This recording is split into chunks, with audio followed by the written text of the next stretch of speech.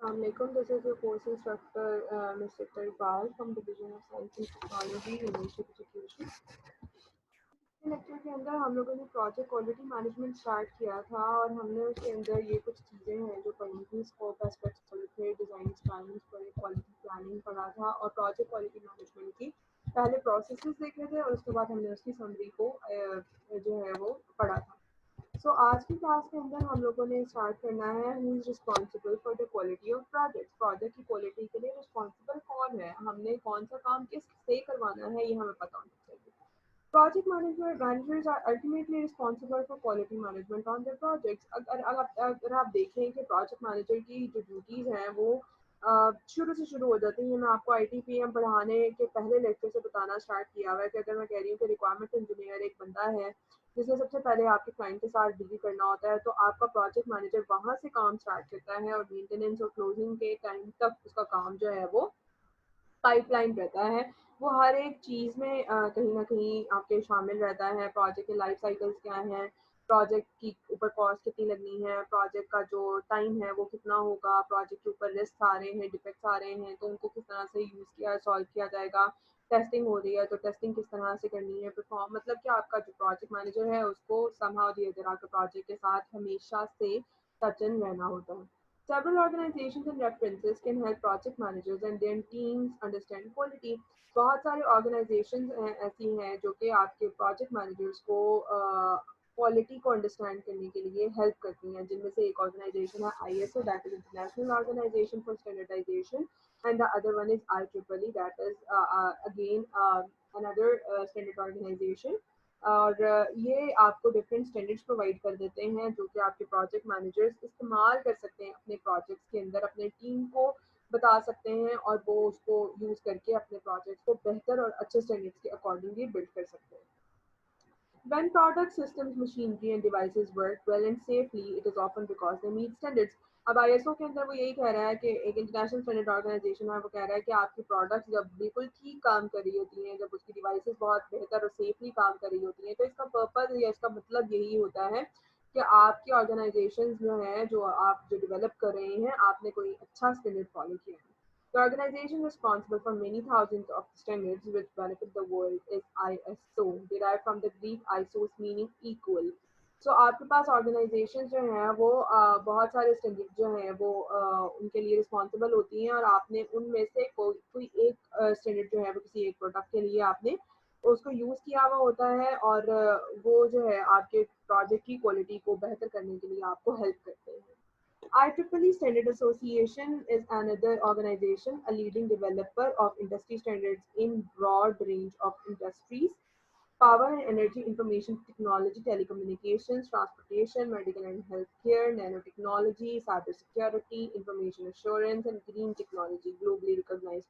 अब IEEE ऐसी organisation है जो इन तमाम के तमाम डोमेन्स के अंदर काम करती है और वो इन तमाम के तमाम डोमेन्स के अंदर स्टैंडर्ड्स प्रोवाइड करती है और अगर आप उन स्टैंडर्ड्स को फॉलो करते हैं तो आप एक अच्छी प्रोडक्ट या एक अच्छा प्रोजेक्ट जो है वो बिल्ड कर सकते हैं। तो आपके ओवरऑल जो क्वालिटी ऑफ प्रोजेक्ट है उसकी जिम्मेदारी तो आपके प्रोजेक्ट मैनेजर की है, लेकिन प्रोजेक्ट मैनेजर खुद से क्या करेगा, प्रोजेक्ट मैनेजर जो है वो अपनी ऑर्गेनाइजेशन को बताएगा कि वो कौन से स्टैंडर्ड्स को फॉलो कर सकते हैं और आपके प्रोडक्ट को बेहतर अच्छी क्वालिटी से बिल्ड कर सकते हैं। Now what is quality assurance. Quality planning वाला फेज जो है वो अब हो गया। क्वालिटी प्लानिंग के अंदर हम लोगों ने स्कोप भी देख लिया, हम लोगों ने वो भी देख लिया कि आपका जो है वो किस तरह से और कौन से स्टैंडर्ड्स आप फॉलो कर सकते हैं। अब क्वालिटी एश्योरेंस के अंदर क्या आता है, quality assurance includes all the activities related to satisfying the relevant quality standards for a project. आपके प्रोजेक्ट के अंदर जो भी चीज़ें फुलफिल करनी है उनके फुलफिलमेंट की जो जिम्मेदारी है वो एश्योरेंस वालों के ऊपर है। Another goal of quality assurance is continuous quality improvement, और अगर आपने उसको बेहतर करना है अपनी क्वालिटी को तो वो भी आपकी क्वालिटी एश्योरेंस के ऊपर ही आता है। बेंचमार्किंग क्या है, आप लोगों ने ये वर्ड पहले भी सुना होगा। बेंचमार्क करने का मतलब सिंपल इसका मीनिंग ये होता है कि आप किस तरह से कंपेयर कर सकते हैं अपनी चीज़ को एक स्टैंडर्ड चीज़ के साथ। बेंचमार्क्स बन जाते हैं, स्टैंडर्ड्स बिल्ड हो जाते हैं या एक आइडियल सिचुएशन बन जाती है, और जब आप कुछ नया बनाते हैं तो आप बेंचमार्किंग करते हैं, मतलब कंपैरिजंस करते हैं एक बिल्ट इन चीज़ के साथ जो सेम सिचुएशंस के अंदर आपने ही चाहे पहले बिल्ड की हो उसके साथ कंपेयर किया जाता है। So that is basically benchmarking. Benchmarking generates ideas for quality improvement by comparing specific project practices or product characteristics to those of other projects or products within or outside the performing organization. अब ये जो आपने benchmarks बनाए हुए हैं ये आपके अपने प्रोडक्ट के भी हो सकते हैं या आपके ऑर्गेनाइजेशन के बाहर किसी और ऑर्गेनाइजेशन के भी हो सकते हैं और आप उसको कंपेयर कर रहे हो तो दैट मीन्स आप बेंचमार्किंग कर रहे हो। पॉइंट नंबर 3 जो क्वालिटी एश्योरेंस के अंदर फॉलो किया जाता है वो है क्वालिटी ऑडिट। आपको पता है कि बहुत सारे इदारे जो है वो ऑडिट्स परफॉर्म करते हैं। तो ऑडिट्स क्या होते हैं? ऑडिट्स जो है वो बेसिकली आपके पूरे काम का एक किस्म का फीडबैक होते हैं। आपने यह देखना है कि जो आपने किया है वो असल में किया ही क्या है, आपने परफॉर्म क्या किया है, वो चीज़ जो है वो आपकी ऑडिट कहलाती है कि आपको काउंटर चेक किया जाता है। So quality audit is a structured review of specific quality management activities that help identify lessons learned that could improve performance on current or future projects. So आपने ये देखना है कि आप किस तरह से अपने प्रोडक्ट को रिव्यू करने के बाद आपने ये देखना है कि आप किस तरह से अपने प्रोडक्ट को ज़्यादा बेहतर कर सकते हैं। आप लेसन्स लेते हैं, आप चीज़ें सीखते हैं अपने करंट प्रोजेक्ट्स के लिए भी और फिर आप उसको फ्यूचर में कहीं ना कहीं पे इम्प्लीमेंट भी करते हैं कि ये चीज़ यहाँ पर गलत हुई थी तो अगली दफ़ा अगर उसी नौयत का प्रोजेक्ट है तो उसमें ये नहीं होनी चाहिए। Perform by in house auditors और थर्ड पार्टीज। अब ऑडिटर्स आपके अपने भी हो सकते हैं, दूसरे ऑर्गेनाइजेशंस के भी हो सकते हैं जो कि आपकी क्वालिटी ऑडिट्स परफॉर्म करेंगे और आपको बताएंगे कि यहाँ पर ये चीज़ गलत हुई है। ये ऑडिट्स जो है ये हर तरह के इदारों में और हर डोमेन के तरह के इदारों में किए जाते हैं। ये सिर्फ ज़रूरी नहीं है कि सॉफ्टवेयर के अंदर ही किया जाए। अगली चीज़ है क्वालिटी कंट्रोल। ये जो फाइनल आपका क्वालिटी के प्रोसेसेस थे ये 3 ही थे, एक प्लानिंग था, एक एश्योरेंस था और आखिरी था quality control. Although one of the main goal of QC is to improve quality, its main outcomes are। अब आपके क्वालिटी कंट्रोल के अंदर आपके पास जो आउटकम्स हैं या क्वालिटी कंट्रोल के जो आपके रिजल्ट्स हैं वो एक्सेप्टेंस डिसीजंस हो सकते हैं, रीवर्क्स हो सकते हैं और प्रोसेस एडजस्टमेंट्स हो सकते हैं। एक्सेप्टेंस डिसीजंस क्या हैं कि these are the product services acceptable और should they be rejected and rework is then necessary. आपने ये देखना है एक्सेप्टेंस डिसीजन के अंदर कि आपने कौन सी प्रोडक्ट्स या सर्विसेज हैं जिनको एक्सेप्ट कर लेना है। अगर वो एक्सेप्ट नहीं होती हैं तो फिर इसके बाद इसका मतलब है आप उसको रिजेक्ट कर रहे हो और अगर आप रिजेक्ट कर रहे हो तो फिर आपने उसमें रीवर्क कराना है या वो बिल्कुल ही रिजेक्शन पे है। अगली चीज आ जाती है रीवर्क की। Rework action taken to bring rejected items into compliance with product specifications can be very expensive. तो अगर आपको रीवर्क करना पड़ रहा है तो आप जाहिर सी बात है इस चीज़ को चेक करेंगे कि ये रीवर्क जो है वो आपको कितना एक्सपेंसिव पड़ सकता है। ये वही चीज़ है, आप क्योंकि कंट्रोल कर रहे हो तो ये कंट्रोल ज़्यादातर होता ही तब है जब आपने चीज़ें इम्प्लीमेंट कर दी हैं, आपके अश्योरेंस वालों ने निकाल दी हैं और आपने उसको कहीं ना कहीं इम्प्लीमेंट कर दिया हुआ है और अब वो वहाँ पे प्रॉब्लम कर रहा है। तो ये चीज़ें जो रीवर्क्स हैं यहाँ पर एक्सपेंसिव पड़ जाते हैं। इससे बेहतर ये होता है कि आप इसको पिछले फेजेस पे कंट्रोल करो। सबसे पहले तो ये है कि आप इसको क्वालिटी प्लान पे ही कंट्रोल कर लो। प्लान ही इस तरह से करो कि आपकी चीज़ें जो हैं वो इतनी पुअर ना हो। वहाँ नहीं हो सकता तो फिर क्वालिटी एश्योरेंस पे जाके आप चीज़ों का चेक एंड बैलेंस करो, उसको ट्रैक करो और उसको आइडेंटिफाई करो और उन चीज़ों को रिजॉल्व करने की कोशिश करो। जैसे यहाँ पर आपने देखा है कि आप बेंचमार्किंग कर सकते हैं, आप क्वालिटी ऑडिट्स कर सकते हैं, आप इसके अंदर बहुत सारी टेस्टिंग कर सकते हैं जिससे आपको पता चल सकता है कि आपके प्रोडक्ट के अंदर ये खामियां हैं। अगर वो सब कुछ नहीं होता तो फिर आप आ जाते हो क्वालिटी कंट्रोल के ऊपर। तो कंट्रोल के अंदर तो फिर तो यही है कि आपने उसको एक्सेप्ट कर लिया है। अगर आपने आपके कस्टमर ने उसको एक्सेप्ट नहीं किया, रिजेक्ट कर दिया है तो रिजेक्शन के ऊपर या तो वो टोटली रिजेक्टेड है या फिर आप रीवर्क करेंगे, रीवर्क भी करेंगे तो वो आपको एक्सपेंसिव तो पड़ेगा। Process adjustments can correct or prevent further quality problems based on quality control measurement. Purchase faster server if response time is too slow. अब प्रोसेस एडजस्टमेंट्स क्या है? वो कह रहा है कि अगर आपने एक्सेप्टेंस डिसीजंस लिए हैं या अगर आपने क्वालिटी कंट्रोल की है और आपको पता चला है कि भाई ये सारे मसले आ रहे हैं तो फिर आप उसके लिए एडजस्टमेंट्स करोगे। कुछ एडजस्टमेंट्स तो होंगी कि वो कोड करके की जाएंगी, कुछ एडजस्टमेंट्स होंगी जहाँ पे आपको हार्डवेयर के मसले आने शुरू हो जाएंगे। तो जैसे यहाँ पर एक एग्जांपल दी है कि भाई अगर सर्वर स्लो है तो आप फास्ट सर्वर खरीदें, फिर यही हो सकता है।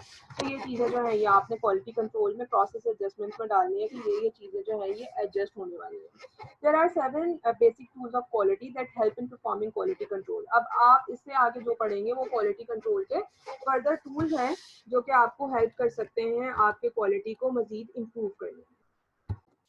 सबसे पहला जो टूल है या जो टेक्निक है क्वालिटी कंट्रोल की वो है cause and effect diagram. Cause and effect diagram जो है वो बेसिकली एक फिश बोन की तरह की होती हैं कि वो उसके अंदर आपके पास एक मेन बोन होगी और उसके बाद उसकी जो फैब्रिकेटेड बाकी की साइड ब्रांचेस हैं। So it basically trace complaints about quality problems back to the responsible production operation.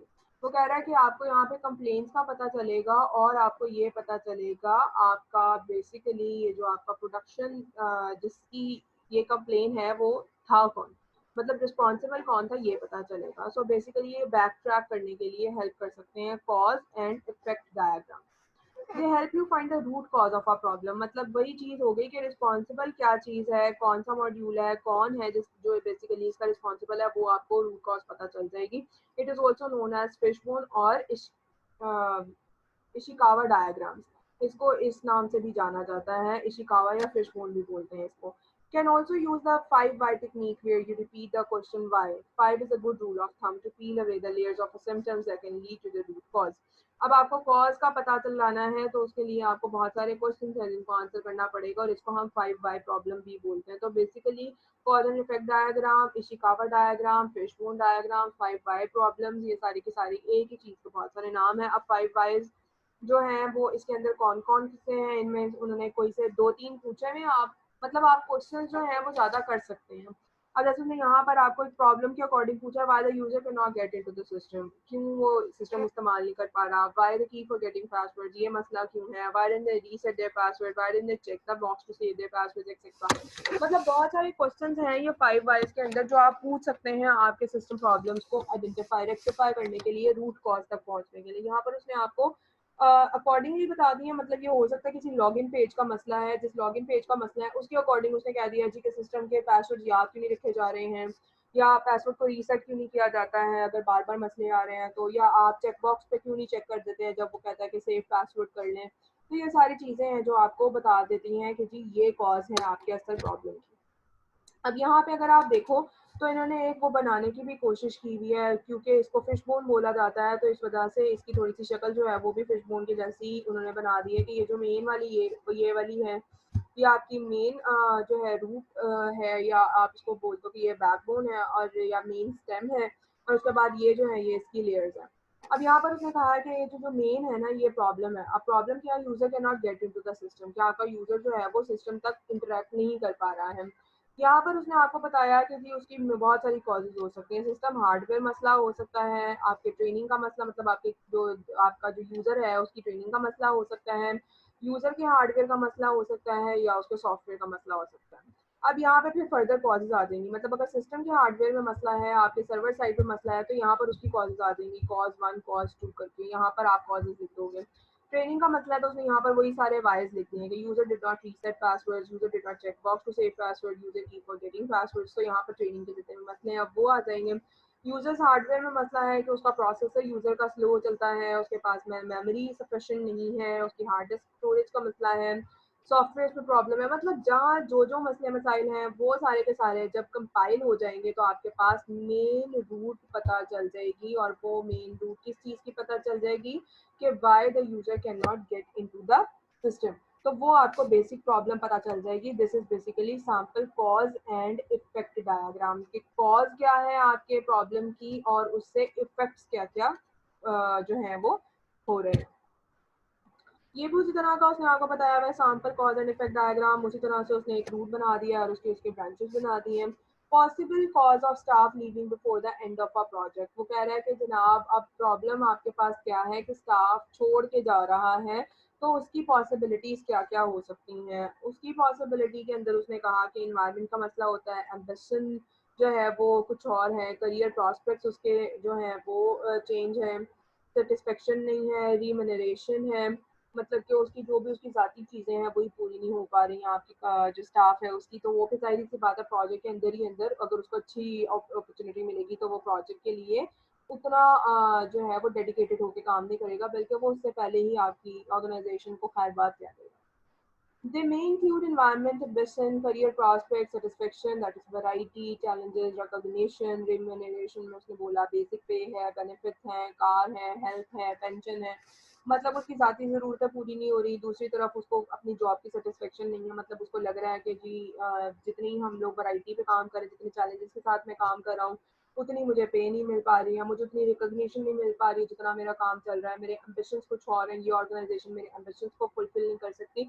तो देयर आर मेनी थिंग्स जो एक प्रॉब्लम बन जाती हैं स्टाफ लीविंग की, तो उसने यहाँ पर उसके कॉजेज बताने स्टार्ट कर दिए हैं। So this is cause and effect diagram. तो दो एग्जांपल्स यहाँ पर उसने आपको कॉज एंड इफेक्ट की दी हैं, और ये कॉज एंड इफेक्ट जो है वो आपको हेल्प कर सकता है क्वालिटी कंट्रोल करने में। मतलब फॉर द फ्यूचर जो है वो आप यहाँ से सीख सकते हैं और उसको अगली दफा में ना करने का सोच सकते हैं।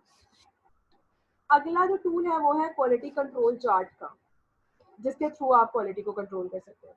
तो कह रहा था control chart is a graphic display of data that illustrate the result of a process over time. मतलब आप एक चार्ट सा बना लें और उस चार्ट के थ्रू आप उसको एक वो ग्राफिकल एक आपके पास इमेज या एक ग्राफिकल रिप्रेजेंटेशन आ जाएगी, जिसके जरिए आपको हेल्प हो जाएगी आपके प्रोसेस के रिजल्ट्स देखने में टाइमली। और अगर आप उसको टाइम टू टाइम देखते रहेंगे तो आपका जो एक पूरा कंट्रोल चार्ट है वो रेडी होगा और आपको पता चल जाएगा कि प्रॉब्लम कहाँ पर आ रही है। The main use of control chart is to prevent effects rather than to detect और रिजेक्ट देम। मतलब आप एक दफा जब आपने कंट्रोल चार्ट बना लिया, आपको पता चल गया कि भाई ये प्रॉब्लम जो है वो आपके पास आ जाते हैं, तो आप अगली दफा अपने डिफेक्ट्स को प्रिवेंट करने की कोशिश करो, बजाय इसके कि दोबारा फिर वही करो। मतलब कि दोबारा आप कहो जी कि ये आ गया था एरर और यहाँ पर आया था और ये यहाँ पर अब हमने इसको डिटेक्ट किया है और अब हम इसको इस तरह से सॉल्व करेंगे। तो बेहतर यह है कि आपने जो क्वालिटी कंट्रोल चार्ट बनाया उसको पहले मतलब प्लानिंग के टाइम पे फिर उसको यूज किया जाए। Quality control charts allow you to determine whether a process is in control और आउट ऑफ कंट्रोल। आपको पता चल जाता है कि प्रोसेस जो है वो कंट्रोल है या नहीं है कंट्रोल में।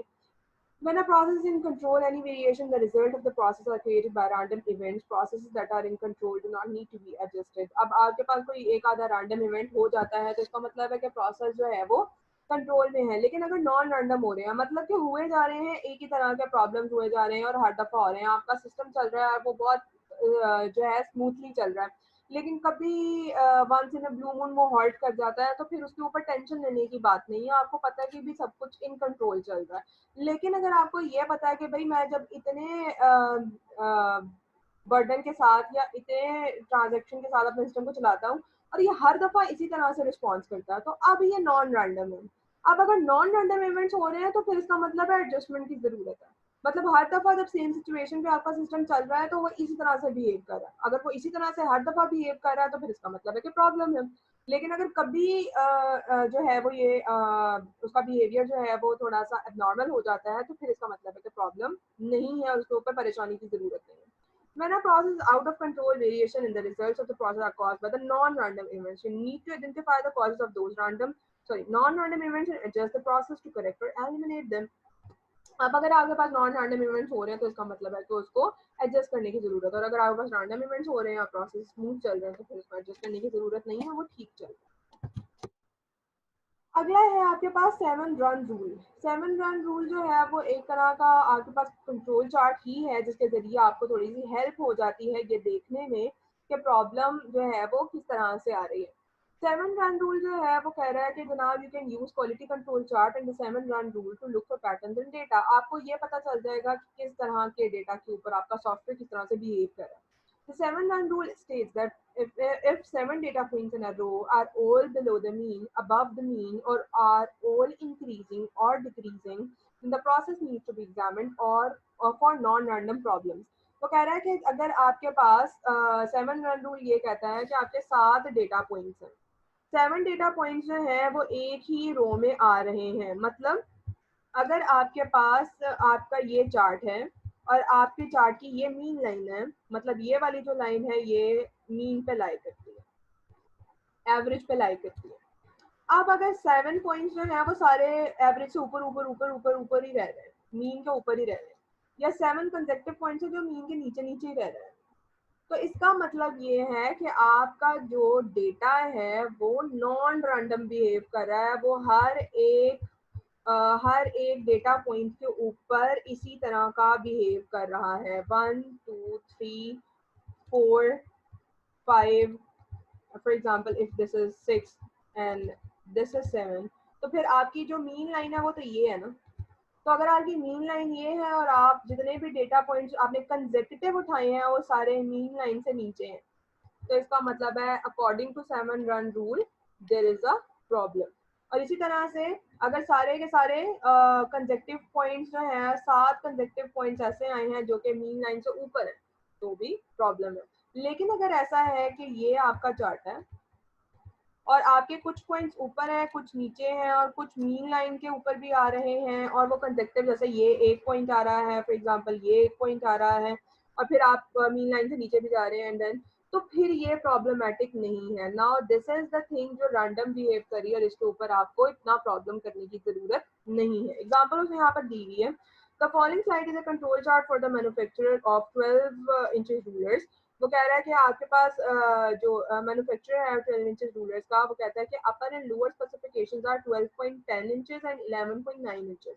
This is the range specified as acceptable by the customer for purchase. वो कह रहा है कि जनाब आपकी जो स्पेसिफिकेशंस है वो इतनी हो 12.10 या 11.9, तो इसका मतलब है वो एक्सेप्टेबल है। The control limit of 11.91 and 12.09 means that the manufacturing process designed to produce rulers within that range.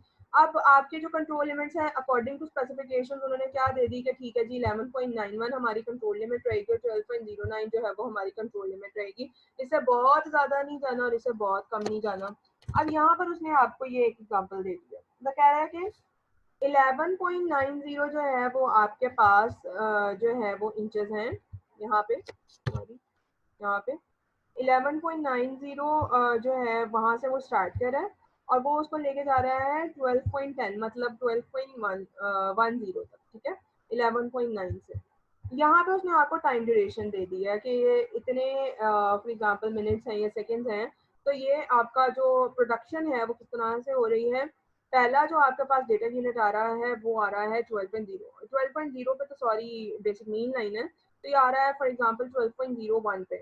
अगला जो है वो आपके पास आ रहा है 12.02 पे, और उससे थर्ड वाली जो वैल्यू आ रही है आपके रूलर की वो आ रही है 11.98 पे। तो अब इसका मतलब क्या है कि आपके जो कंसेक्यूटिव 3 पॉइंट्स आए हैं इनमें से 2 तो है वो मीन लाइन के ऊपर हैं, लेकिन जो एक अगला पॉइंट आया है वो मीन लाइन से नीचे आया है, तो दैट मीन्स कि आपका 7 रन रूल ये कहता है कि दिस इज नॉट प्रॉब्लमेटिक। लेकिन अगर आप third, fourth, fifth, six, seventh, eight, ninth देखो तो ये कंसेक्यूटिव ऐसे डेटा रेंजेस आए हैं, ये वाला भी सॉरी, ये वाला भी। तो ये कंसेक्टिव ऐसे डेटा पॉइंट्स आए हैं जो कि 7 डेटा पॉइंट्स जो हैं वो मीन लाइन से नीचे आ गए। तो उसने यहाँ पर आपको ये एक स्टार मार्क करके कह दिया है कि जी लोअर कंट्रोल लिमिट पे आए हैं, तो ये डिनोट करता है कि वायोलेशन ऑफ 7 रन रूल है, कि यहाँ पर कोई मसला हुआ है। The rule violation indicate that the calibration device may need adjustment. अब जो चीज़ भी आपका डेटा गैदर कर रही है, डेटा को जो है वो कैटर कर रही है, उसको एडजस्टमेंट की ज़रूरत है, मतलब यहाँ पे कोई चीज़ जो है वो प्रॉब्लमेटिक हुई है। इसी तरह से यहाँ पर भी अगर आप देखो तो ये सारे के सारे जो हैं वो कंसेक्यूटिवली मीन वैल्यू से नीचे आए हैं, तो 7 रन रूल ये कहते हैं कि ये प्रॉब्लम है। अगली चीज़ है आपका रन चार्ट। ये सिंपल लाइन चार्ट आपने देखा होगा, ये एक्सेल शीट्स के अंदर भी होता है। वो कह रहा है जनाब a run chart displays the history and pattern of variation of a process over time. मतलब आपका जो प्रोसेस है वो क्या पैटर्न दे रहा है, उसकी हिस्ट्री क्या बन रही है, उसके वेरिएशंस क्या आ रहे हैं, ये आपका रन चार्ट बताता है। It is a line chart that shows data points plotted in the order in which they occur. अब यहाँ पर ये जिस जिस तरह से अकर हुए हैं ये उन्होंने बता दिया है। डिफेक्ट 1 जो है वो डायमंड सिंबल से शो कर रहा है, डिफेक्ट 2 को वो स्क्वायर से शो कर रहा है, और डिफेक्ट 3 को ये इसने एक ट्राइंगल से शो करने की कोशिश किए हैं। यहाँ पे उसने आपको बता दिया है कि ये जी इतने फेज ऑफ मंथ के अंदर ये सारे प्रॉब्लम्स आ रहे हैं। Can be used to perform trend analysis to forecast future outcomes based on historical patterns. Example of defects. वो कह रहा है कि जनाब आपके जो जो जिस तरह के मसले आते रहेंगे, जैसे अगर डिफेक्ट 1 है, अब डिफेक्ट 1 जो है वो सॉरी डिफेक्ट 1 जो है वो बेसिकली कहाँ कहाँ पर आया है। डिफेक्ट 1 जो है वो आपके पास आ रहा है जनवरी में एंड देन फरवरी में। ये अगर 6 अगर फॉर एग्जांपल ये आपके पास मॉड्यूल्स हैं, तो ये आपके पास इस पैटर्न के ऊपर डिफेक्ट्स आ रहे हैं। इसी तरह से जो डिफेक्ट 2 है, कोई भी एक स्पेसिफिक डिफेक्ट हो सकता है जो कि यहाँ पर आ रहा है, मतलब कि वो इन इन मॉड्यूल्स को टच कर रहा है और बाकियों को नहीं कर रहा, और इसी तरह से डिफेक्ट भी। तो आपको एक थोड़ा सा ट्रेंड पता चल रहा है कि अच्छा ये मॉड्यूल जो हैं ये हमारे इस टाइम फ्रेम के ऊपर कहीं ना कहीं जो है वो उससे हो रहे हैं, अफेक्ट हो रहे हैं। तो इससे आप अंदाज़ा करके अपने फ्यूचर के अंदर जो डिफेक्ट्स हैं उनको प्रिवेंट कर सकते हैं। That is it about this lecture. Thank you so much.